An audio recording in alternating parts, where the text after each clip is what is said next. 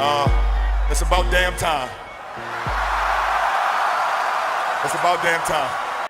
I'm here to tell you right now, we don't care. Let me tell you. We don't care. Jerry. Welcome, plungers. Thank you for pulling up and tapping in again as usual. So, it's time to say goodbye to this whole place. My dressed up thatch shack. Let's turn off the stuff while we here. 3 pieces of gas left, so I'll probably come back and throw some gas in there just to keep the refrigerators running. Okay, nothing I need in there. I don't think I got anything in there. Nothing in there. What I got up in the fridge? Okay, I will take the soups, mushrooms, and the flowers. Take all these soups. And take this tartar, whatever it is. So, as we bid this place adieu, let's grab our Mayguana. I know I was calling it a Maywing incorrectly in the last episode. It's a Mayguana. But we're off to the new place. Construction is complete. The decorators came, and man, this place is really nice. I can't wait till y'all see it. The ARK-itect strikes again, I tell you. Take a quick dip, because we can. Susan kind of likes the water, you know? And this is like probably my favorite thing about Sparkies, the way they come out of the water. They're awesome. Now, what I learned about Sparkies is they have a skill system, like skill points. Apparently, I could turn this guy into a flamethrower. He becomes a shoulder pet of some kind. And, like, he can do all kinds of things. So I'm going to figure it out, and I'm going to learn how to do all of that stuff. We'll do it right here together. Here it is. The beachfront cabin. So there's a mod called Rustic. You just type in Rustic, and I used only Rustic parts for this build. So this is pretty much no vanilla anything in here. For the interior also, I used a lot of their stuff for the interior. Their stuff and steampunk stuff. But what do you guys think?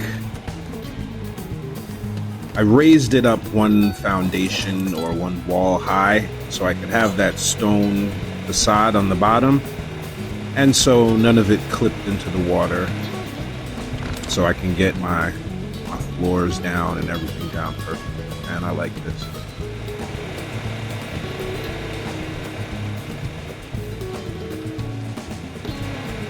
This is,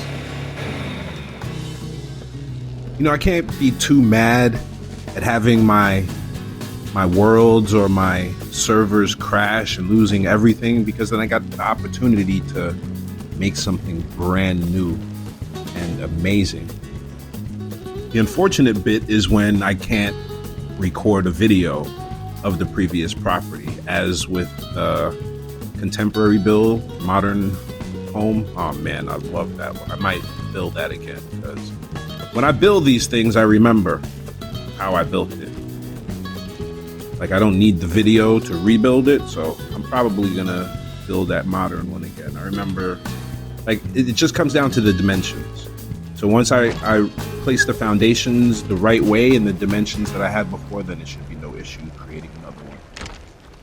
But yeah, for this one, I made like a little corridor, a little hallway that goes all the way around, like those standing torches on top of the pillars right there. It kind of completes the top, because there's no top to the pillars, like, you know, it should be. So I got my incubator and gene storage, and yeah, I like the way this came out, man. There's the statue from the Astrios mod. Let's fill this up so you can see what it looks like visually. I might have a couple of, yeah, I got a couple of. So visually, this is also a rustic thing also. So you know exactly, you know, and you go and you drop everything. And the fruit one doesn't take seeds. So you can just go drop your fruit and move on to your crop plots or whatever with your seeds if you have to. But how many seeds do you really need when you plant a crop plot? And put the storage under the ground. I might work with under there a little bit more, but if you didn't notice, I don't put the foundations completely anymore. 2 apart, and you won't have anything falling or collapsing, and you'll be fine. So I try to do that. So I'll make my grid and I'll space them when I place my foundation. It just saves a lot of time and a lot of material if you're doing it out of creative mode. That's a lesson that I learned the hard way, you know? Because if you've been here for a while, back in Evolve, man, I was taking weeks to complete builds, and I hated it because I think big. So I want my builds to be huge. At the end of the day, if I can't get a big build in a reasonable amount of time, then I'm going to lose interest in it. And that's why I fell off of the game for a little while, you know. And I also felt kind of guilty because there's purists to the game who really adhere to, you got to do this vanilla. But here it is, you know, you get more builds this way. But that's all I got for you guys. Thanks for tapping in. Thanks for pulling up. Thanks for pulling up and tapping in. Peace.